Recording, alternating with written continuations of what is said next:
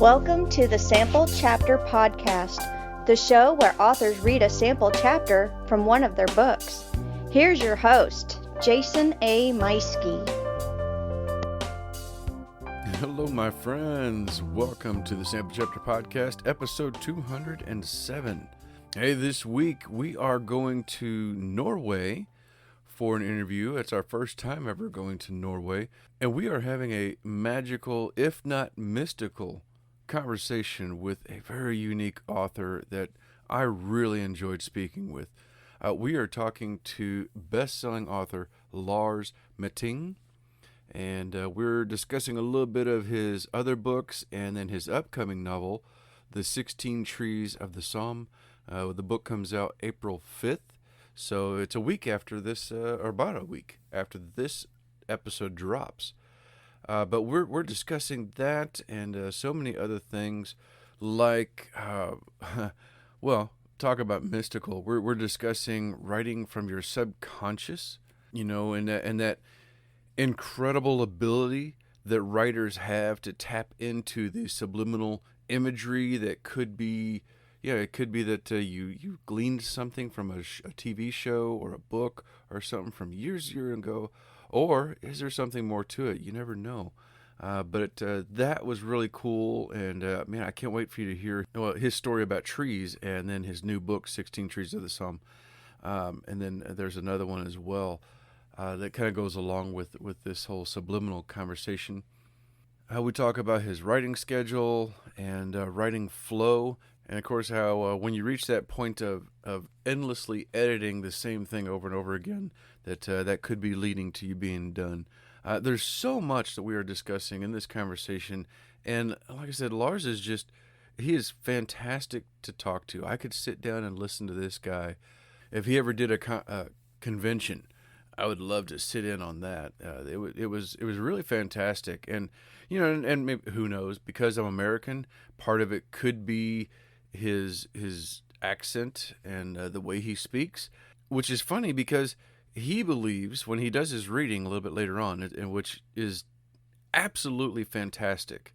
It's a very dramatic and a wonderful reading, but he believes that his English doesn't do the story justice. But oh my gosh, I am totally sucked in by the story, and I think his English adds a lot of gravity to it myself. It's a fantastic reading. It's a short one, and oh my gosh, I wish I could have added the discussion we had after his reading, because we had another little conversation about his book, but there was a few spoilers and such that I don't think would have been good for this. But yeah, he's a fascinating guest, and I cannot wait to get you over to that conversation. So that's coming up here in just a few moments. Well, as for me, I'm doing really well. Bandit 2 had a huge jump this weekend. Got a lot of words written again this past week and over the weekend. Had a really great session Sunday, especially. For some reason, Sunday has been really, really kind to me lately. Sat down for a couple of hours, and I did discover that I had been writing for a few chapters and have had nothing exciting happening. So I had to go back and I found a place where, okay, this is a conversation that really doesn't have to be there. I need to add something exciting. So I had to add a little bit of a chase scene and a fight for Bandit, something to deal with. And, that was actually kind of fun, because it was a chase through a mall, through the ceiling, and jumping off of some of the levels and across the food court and into old abandoned stores, because this takes place in the 80s in a post-apocalyptic world. And it was a lot of fun to write that scene. But that went really well, and I'm kind of trucking along really good with that. Again, I've got the cover art. We actually got an updated version of the cover art. Had asked for a couple of tweaks, and man, the cover artist, his name is Warren Design, and I will add add a link to his site in the show notes if you want to go check out some of his work. But yeah, he did some tweaks to the book cover, and I just absolutely adore it. It is fantastic. So now, if you want to see the book cover, I think what I'm going to do is print off a little version of it, a small version of it, to put on my table this weekend at Reader's World. As I've been mentioning in past episodes, I will be at Reader's World this weekend, Saturday the 2nd, April 2nd, from 11 to 1. I have the official time for that now. And if you've been following me on social media, or the show on social media, then you can see where I've been sharing some of that information now that we got the pamphlets and flyers and everything are up now. And a bunch of the other authors that are going to be there, all of them friends of mine with the writing group that I'm a part of. So really looking forward to that. And yeah, if you want to see the cover art exclusively for book 2, I'll have that. I think I'm going to print one off and have that sitting on my table for the book that's coming soon. I'll put a link there for Reader's World Sedalia, which is where we'll be. And yeah, I hope to see you there. Real quick, I do want to thank my friends at Back in Time Podcast. The episode actually that I was a guest on actually didn't drop until Friday due to some technical difficulties, which, that happens. It's happened here a couple of times where an episode has been delayed. But I had such a good time talking to them, and the episode was a lot of fun. And I did share that episode a few times in social media, but I'll see if I can't add a link to the show notes if you're interested in checking it out. It was a lot of fun, and yeah, we're discussing Bandit 1 and how this show came about, and then we dive into our top 5 favorite Batman movies. It was a really good time, and I think you'll like it. If you like old 80s and 90s movies, I think you'll like that show. Well, real quick, I do want to thank our sponsor, Scrivener. Scrivener is one of those that, even if they weren't a sponsor of the show, I would still be using their product because I just absolutely adore it. It is fantastic writing software. And I mean the example I gave before about having to add a scene of action, there was nothing to it. I just go in there and plop down a new section into the chapter I wanted it to go. Parts of what I had in there I liked, so I just moved that to another section, and easy peasy, man. It was fantastic. Hey, check out this advertisement for Scrivener writing software and hear how you can save 20% on the regular desktop version. Jason here. Hey, I wanted to take a moment and tell you about my favorite writing tool, Scrivener. Now, I know you've heard about Scrivener because their writing software has been embraced by hundreds of thousands of other writers like you and I, from the novice to best-selling novelists. The reason we all use it is because of Scrivener's core concept to bring all the writing tools you use together in a single application. And with tools like automatic backup, character maps, project goals, and let's not forget that amazing corkboard, you can see why I use Scrivener every day. As a bonus for Sample Chapter Podcast listeners, use code CHAPTER for 20% off your desktop version. Scrivener writing software, built by writers for writers. All right, yes, again, thank you to Scrivener. And I also want to thank my friends over at Writer's Block Coffee for being an affiliate of the show. And thank you to all of you out there. I've had a few orders here lately that have been coming in on a regular basis, and so people are trying out the coffee, and I know you're going to enjoy it. They have 3 different flavors. There is the my personal favorite, the whiskey barrel aged blend, the Deadline Dark, which is the strong brew that's going to keep you up late at night if you're when you're burning the candle at both ends, and the Writer's Block Signature Blend. Try one, try them all. Order one or set up automatic shipping so that you never run out. And as I've mentioned before, you definitely want to go in there and check out their spoon clip, because I love the length of it. It reaches down into the bag and grabs a spoonful for you instead of those little bitty spoons that you get at the store. So plus the clip is very handy as well. It closes up your coffee. Hey, check that link in the show notes for more information about Writer's Block Coffee. And don't forget to enter that code sample chapter to save 10% on your order. I want to thank my friends over at Pop Goes the Culture Network, home to around 10 different shows, all of them fun, all of them pop culture related. So whether you're looking for celebrity news, gossip, whatever, as if there's, I don't know, is there anything in celebrity news of interest lately? I don't know. I mean, there was the Oscars the other night, but I, from what I understand, that's usually pretty boring. So, oh well. Hey, so click the link in the show notes for Pop Goes the Culture Network and all of the shows over there, including ours. And you're gonna find something there that you're gonna like really well. All right, everyone. So without further ado, it's time to get over to our wonderful guest all the way from Norway, Lars Mytting.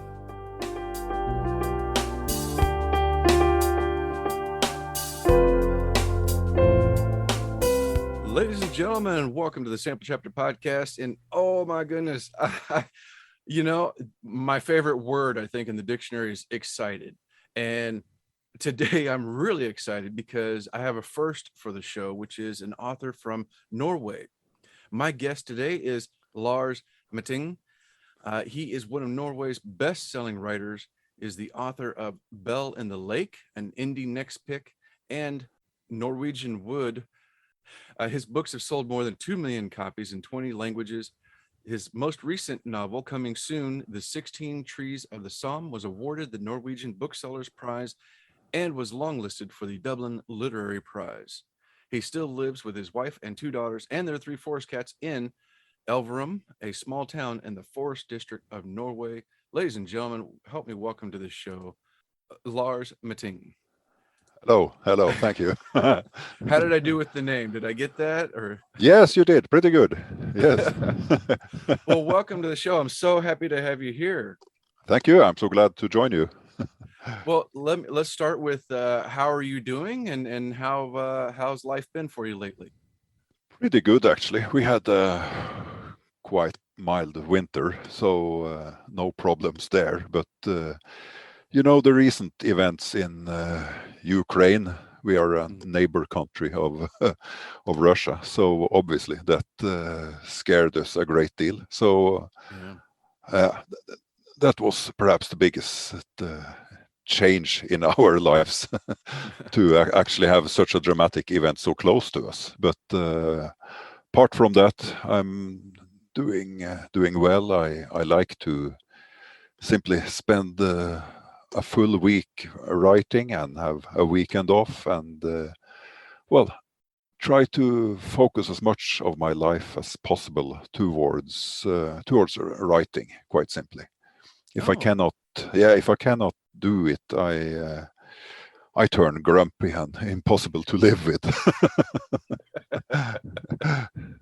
I'm fortunate in that I have so many other outputs right now between the show and a few other things, and then my work, that if I don't get to write, I get a little frustrated, but I'm able to put some creative input into, like I said, editing the show and doing that, and then a few other endeavors. But the last few months I've had a lot going on in my life, and I haven't written as much. I had hoped to have my latest book. I was hoping to be editing by now. Yeah. And I'm halfway, 2/3 the way through the first draft instead, because it went to like, I was writing once every other week or something like that. Yeah. So it would be nice to be able to have a schedule where I can let's just write and split my day up that way. Yeah. I usually I would actually, if I had been on schedule, I would been editing the 3rd volume of a trilogy that I'm writing, but I'm quite behind as well. So you just have to.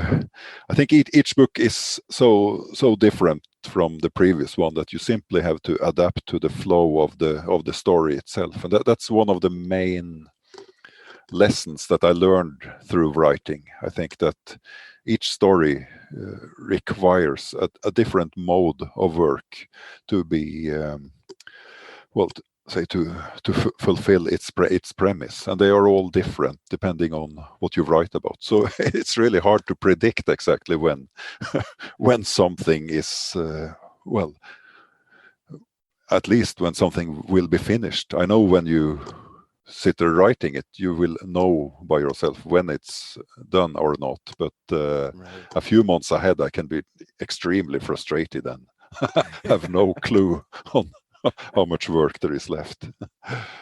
That's very true. That's very true. And that's correct. I had my first novel, it was more of a passion project, something I'd been thinking about for 20 years off and on before I finally was like, yeah, this is the one I want to write. And so I worked on that. My second novel, I did not plan. It was just a out of the blue thought that I had, and it Yeah, wouldn't let go. And I wrote that in just a couple of months, and I'd never done that before or since. And it just it's strange. It's very interesting how the stories, like you said, they all have their own methods of telling the story to us and coming out onto the page. yeah. And there are maybe some chapters that come perhaps just during one day of writing, and Mhm. they will be almost complete and ready. Perhaps they will need some rework and polishing, but say the main quality of it can come during one day.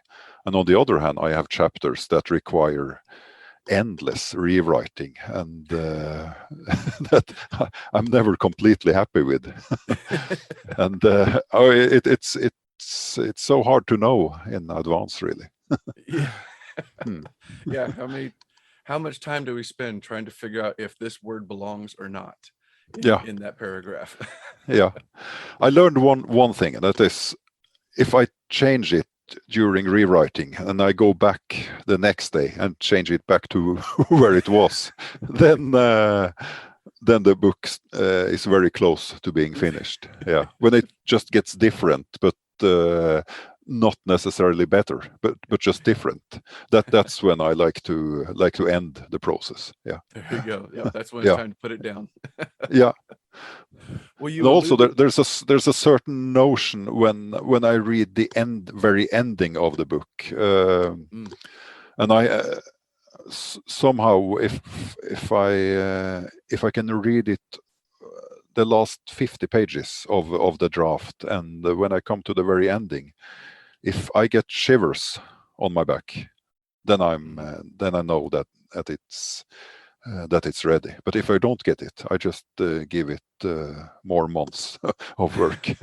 Yeah, Well, you alluded to it a while ago about the trilogy that you're working on, and I'm guessing this is The Bell in the Lake, Hmm. Yeah, that's that right. series. Yeah. Okay. Well, So what can you tell us about that? about the Bell in the Lake, well, Yeah, this series. it's quite different from the book that we're supposed to talk about. But it's a historical trilogy that takes place in Norway. The first book is takes place in 1880, and the second volume, which is called The Reindeer Hunters, goes on between 1903 and 1919. Mhm. And the final volume will take place some years later.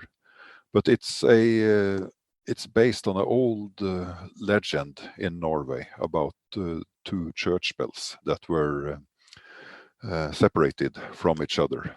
And on that framework, I've built I like to call it a old school epic story and Nice. a family story that spans three generations, where the bells are, well, they are part a active physical element in the story, but also on the symbolical level, they play just as much an important role. Hmm. But it's a large work, and it will be close to 1,500 pages. The whole story Wow. when it's finished with on if you count all 3 volumes together. Yeah. Oh my gosh. Yeah. Yeah. Yeah, and I've seen where a lot of your work is. It seems to be very involved in your home country, the folklore and the legends, and even your other book about the trees and taking care of trees is very much about your home. Yeah. This seems very important to you. Talk to us a little bit about that. Yeah. I like to at least start the books in a say a fictional landscape that is quite similar to the place where I grew up, but I changed it quite a lot, and but in my mind it's the place where I grew up some 30 years ago. Um, but that's just a starting point for most of the novels, because I like to have a international element in all the books. In the 16 Trees of the Somme, we travel between 3 countries, Norway and to Shetland, and also to France. And also for other novels, I've done that. Either made people come from as foreigners, or that we have the locals going abroad. I think that's quite crucial to both the dramatic side of the novel, but also to the human mentality itself. The desire to see what is on the other side of the valley is extremely strong, and it's always been strong at home. A lot of people, even if we've lived in a quite a valley which is well, quite secluded, if that's the right word. Secluded? Secluded, yes. Yeah. Even if we lived in a valley that is quite secluded, we always enjoyed stories of those people who went out and saw the world and came back to tell about it. That has been a major focal point for the oral storytelling tradition at home. And I think that is deeply rooted in storytelling itself. Even if we go back to the old myths and legends, we always see this, see the hero going and leaving the safe place and going out in the world and endure dangers and come back. So I like to connect to that. I'm not sure if I should call it a tradition, but I like to connect to that certain level of suspense that I think is in all humans. What happens if I leave the safe and go out into the unknown? And that is, of course, a important part of the 16 Trees of the Somme, where the main character lives in, well, almost total isolation on a farm and has very little knowledge on both the outside world, but most of all how he should behave and how the manners are and what is expected from him in another country and by other people. Mm-hmm. Wow, I really like that. That's living here in Missouri. We have the Ozarks, and there's a rich history of urban legends and mysteries and stories, and they've always fascinated me. And I I love exploring those. And even as a kid, I've always been enthralled by, like, yeah, even the things like Bigfoot or Loch Ness, the Yeah. monsters. And so I love experiencing that and looking into it. And it really, I feel like it really informs some of my own writing. And I find that intriguing whenever I'm talking to authors like yourself who seem to have that same experience, where it's the mythology is enriching your writing. Yeah. How do you go about tapping into that and bringing it to life? Well, one thing that I really enjoy about say the kind of stories that you mentioned there, like the urban legends and like Bigfoot. And one thing about it is that they think big. They make something really grand. It's not just a small, tiny story about something that is puzzling, but it's and completely mind-blowing that some of these, and they challenge the border between what is credible and what is not. So some of the old oral narratives are so extraordinary that they challenge you to believe that, or they challenge you, could this possibly happen or could it not? But they are very, very close to that limit of being credible or not, and that has always fascinated me. And I think there's a lesson to learn from that in our own storytelling as well. That sometimes I enjoy to focus on the smaller details and the connection between two characters and the dialogue. But on the other hand, I also enjoy to throw them into something that is truly spectacular and something that is so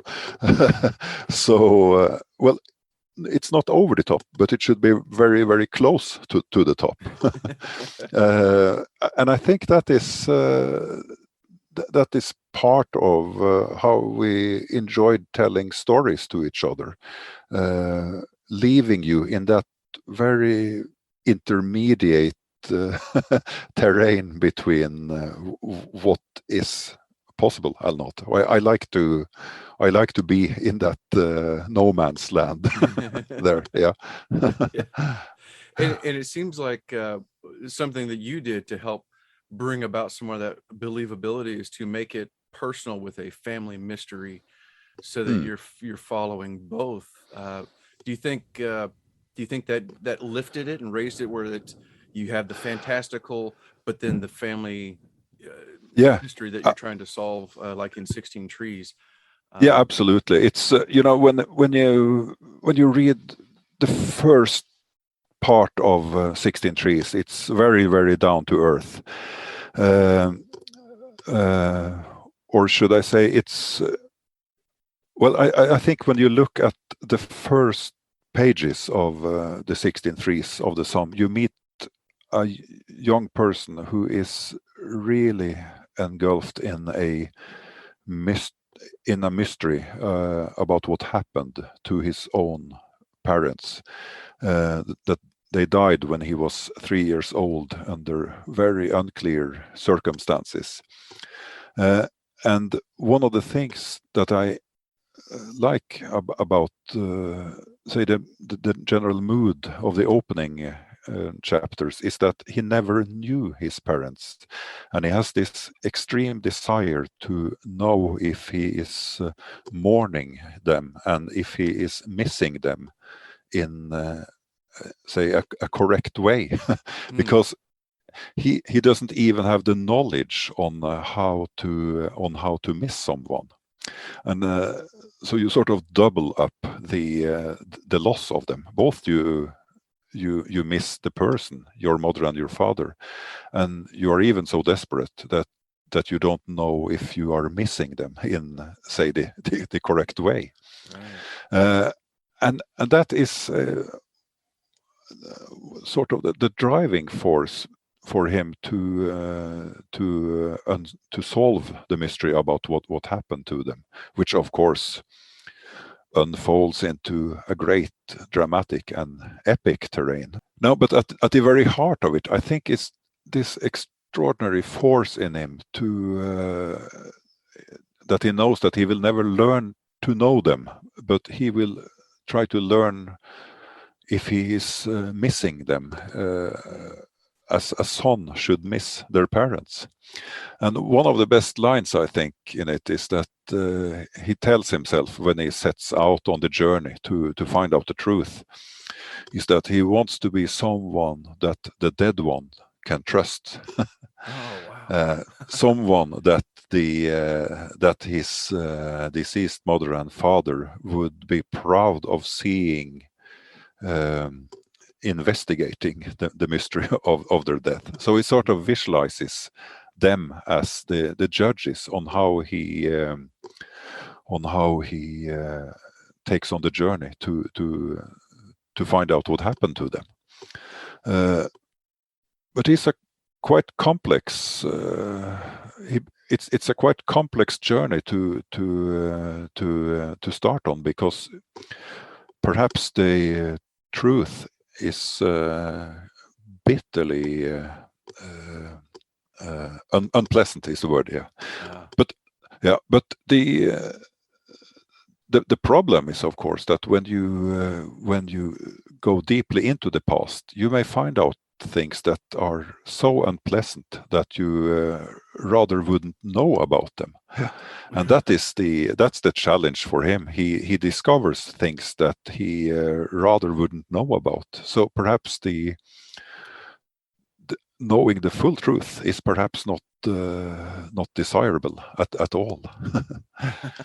Yeah. Wow. But that is obviously the emotional driving forces of it, but at the very heart of the novel is a quite classic mystery. I would call it perhaps a mystery novel without a murder, because when he sets out for the journey.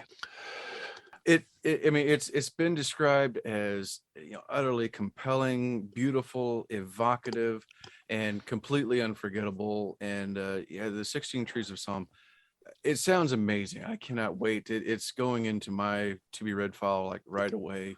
And ladies and gentlemen, it comes out April 5th, so I believe that's going to be a week after this episode airs. So you got time to go pre-order it right now. Lars, what is something that in your writing, with the books that you've written and what you like to write, is there anything that has surprised you along the way? Yes, one thing that's really strange is that when you write about, if you write a historical novel, or elements from things that you imagined had happened in the past.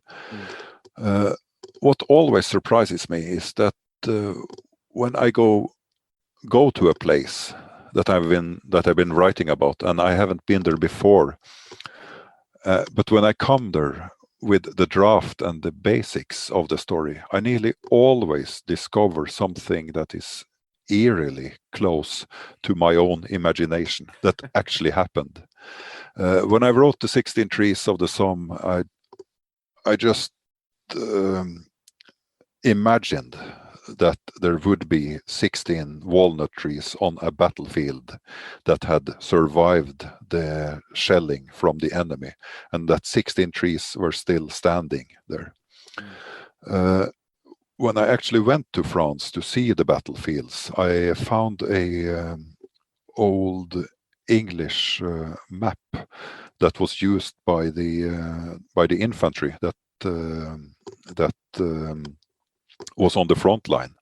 And they had marked up not walnut trees, but they had marked up a line of apple trees just 5 minutes away from where I had imagined the battlefield with the 16 trees. And you might think that, okay, that's not so unusual, is it, to have trees mentioned on a war map? But in the First World War, it really was, because the battlefields were so shelled and so damaged that nothing was left there. It was just destructed into mud. Yeah. So whatever was left as landmarks on the battlefield, they were noted on the maps. And one of those things that survived were a line of apple trees. And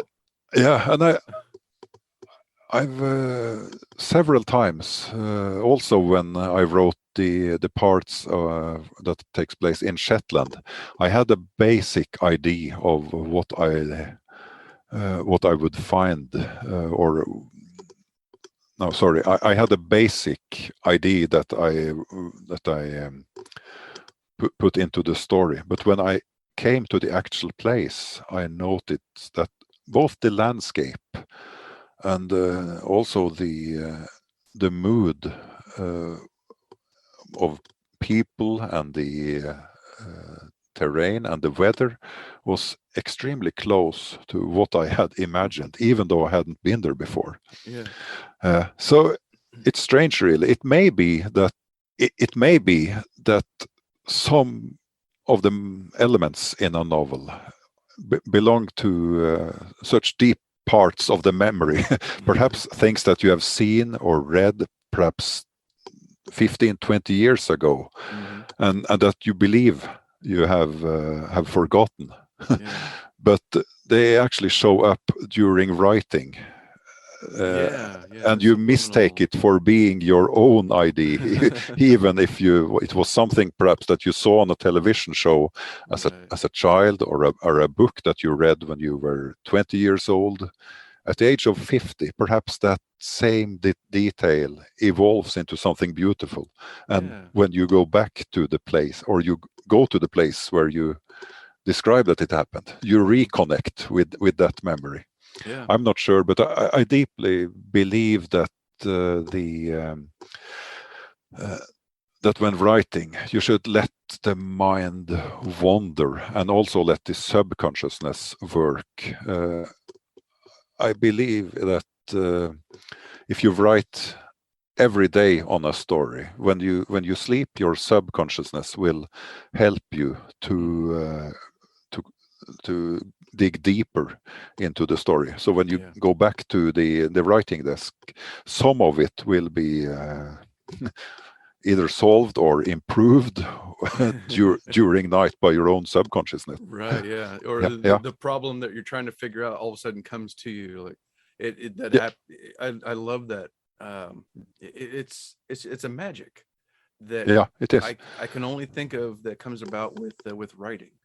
And it's like you said, it's a subconscious thing, and it's when you are deep in the writing and in the story, and you're allowing the story to talk to you and tell you what it needs. I think that's when it's accessing those subliminal memories or even imagination, a magical part of us that can connect with that otherworldly part and then bring out what it needs. And then when you step away and you're trying to figure something out, and like I'm driving last night and I realize I'm not really focused on the road. I'm thinking in my head about my story, and then all of a sudden like something clicks. I'm like, oh, that's what I want to do. That's the thing I want. And exactly. Then it's like, now I've got it. So then today, later on, I can go back in there and fix what I wanted to say. And it's a remarkable thing. And my wife thankfully has gotten used to me sitting in my chair and kind of tapping my head and sounding some things out, and she knows I'm not talking to her. Like, no, the characters are talking to me. Hang on, just a minute. And she's well, it's a beautiful thing, really. And I think, to me at least, it only happens when I write day after day. But you don't have to put a full day of writing to make the subconsciousness work. I think even if you just write, if you have a day job that you need to then if you just write 1 hour or 2 hours in the morning, still I think and do it every day, still I think you get the subconsciousness working for you.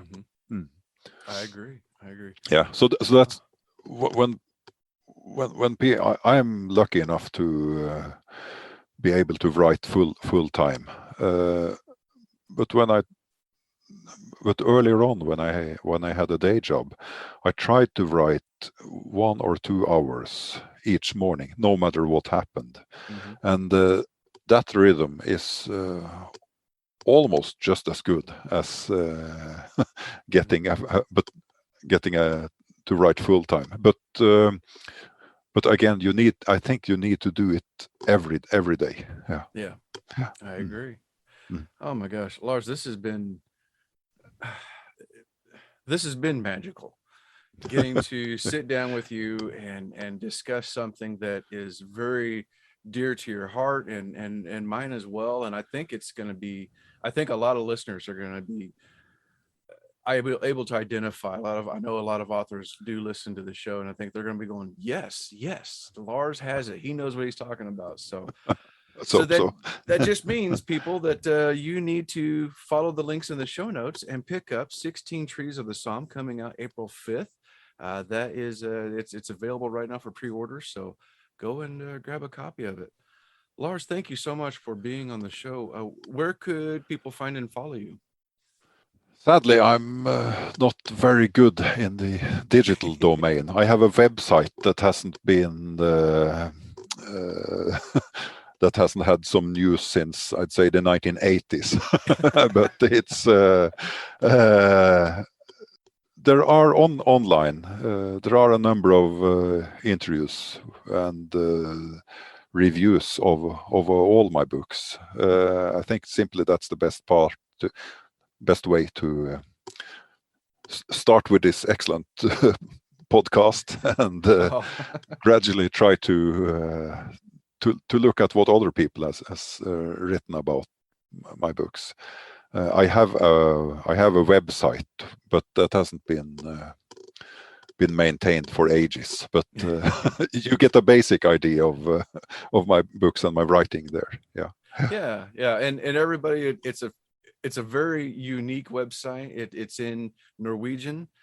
So unless you read Norwegian, then you're not going to know that, unless you click the English button, and then there's a page on there. But there are some social media links as well, so that people can follow you on a few of those. And like I said, I'll have those links in the show notes as well, so everybody will know where to go and find and follow you. Yeah. So, wonderful. All right. Thank you Great. once Yeah. again. Yeah. Ladies and gentlemen, time for me to step aside then with my writer's block coffee and listen to our guest, Lars Mytting, with the 16 Trees of the Somme. I'll read from the opening chapter, which is called Like Ashes in the Wind.